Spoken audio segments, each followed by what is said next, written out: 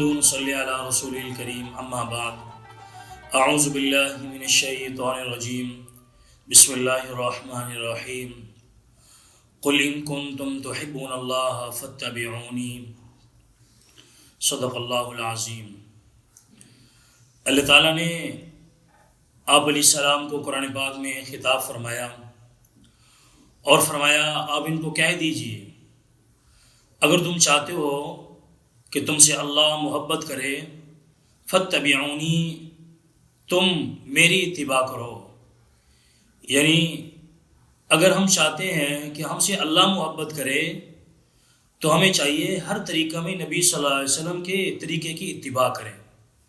کھانے میں، پینے میں، اٹھنے میں، بیٹھنے میں، رہن میں، سہن میں، ہر چیز میں وہ طریقہ اختیار کریں جو نبی صلی اللہ علیہ وسلم کا طریقہ ہے۔ اسی طرح ایک اور آیت میں اللہ تعالیٰ نے فرمایا لَقَدْ كَانَ لَكُمْ فِي رَسُولِ اللَّهِ أُسْوَةٌ حَسَنَةٌ، تمہارے لیے نبی کی ذات بہترین نمونہ ہے، تمہارے لیے آئیڈیل دوسرے لوگ نہیں ہیں، اور تمہارے لیے نمونہ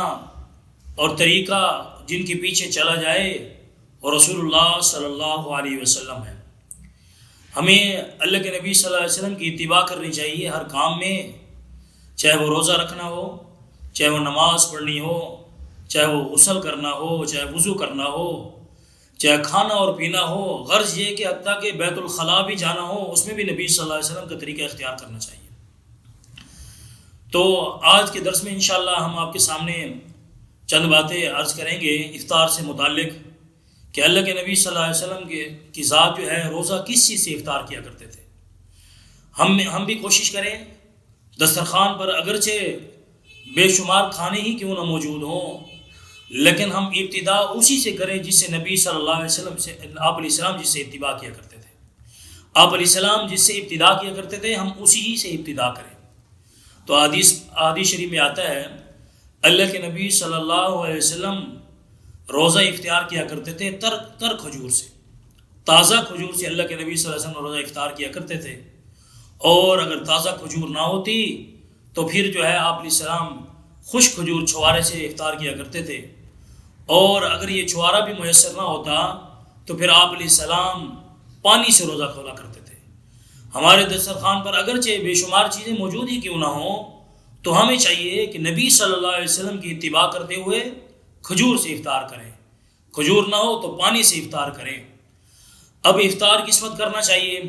اللہ کے نبی صلی اللہ علیہ وسلم نے ارشاد فرمایا ما يزال الناس بخير لا يزال الناس بخير ما عجل الفطر، میری امت اس وقت تک خیر پر رہے گی جب تک وہ افطار میں جلدی کرتی رہے، یعنی اس وقت بھلائی پر رہے گی میری امت، اور لوگ اس وقت تک بھلائی پر رہیں گے جب تک وہ افطار میں جلدی کرتے رہیں گے۔ اب اس میں دو باتیں ہیں، ہمیں چاہیے کہ جیسے ہی روزے کا وقت ختم ہو، یعنی غروب آفتاب ہو، تو ہم فوراً روزہ افطار کریں۔ روزہ افطار کرنے میں ہم جلدی کریں، تاخیر نہ کریں۔ اب روزہ افطار کرنے میں عام طور پر دو بڑی غلطیاں ہوتی ہیں۔ ایک غلطی تو اسی حدیث کو سامنے رکھ کر لوگ کرتے ہیں کہ اللہ کے نبی نے فرمایا کہ جلدی افطار کرو۔ اب جلدی افطار کرنے کا مطلب، اللہ کے نبی کے فرمانے کا مطلب یہ نہیں ہے کہ ہم وقت سے پہلے ہی افطار کر لیں، بلکہ اس کا مطلب یہ ہے کہ جب روزے کا وقت داخل ہو جائے تو پھر تاخیر نہیں کرنی چاہیے۔ اللہ کے نبی صلی اللہ علیہ وسلم کے فرمان کا مطلب یہ ہے۔ اب بعض لوگ ایسا کرتے ہیں کہ وہ کہتے ہیں جی حدیث میں آیا ہے کہ جلدی افطار کرو، اب وہ وقت داخل ہونے سے پہلے افطار کر لیتے ہیں تو ان کا روزہ نہیں ہوا کرتا۔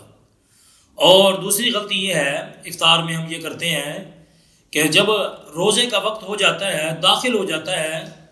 اس کے باوجود ہم تاخیر کرتے ہیں۔ بعض لوگ اذان کا انتظار کرتے رہتے ہیں، اور بعض لوگ حتیٰ کہ اذان ختم ہو جاتی ہے تب جا کر روزہ افطار کرتے ہیں۔ وہ یہ سمجھتے ہیں کہ شاید ہم جتنی تاخیر کریں گے اتنا ثواب ملے گا، حالانکہ یہ بہت بڑی غلطی ہے۔ ایسا نہیں ہے کہ تاخیر کرنے پر ثواب ہو، بلکہ اللہ کے نبی نے فرمایا وقت داخل ہوتے ہی روزہ افطار کر لو، تاخیر پر الٹا وبال ہوگا، ثواب نہیں ہوگا اور کراہت ہو جائے گی۔ تو اللہ تعالیٰ ہمیں ان باتوں پر عمل کرنے کی توفیق عطا فرمائے۔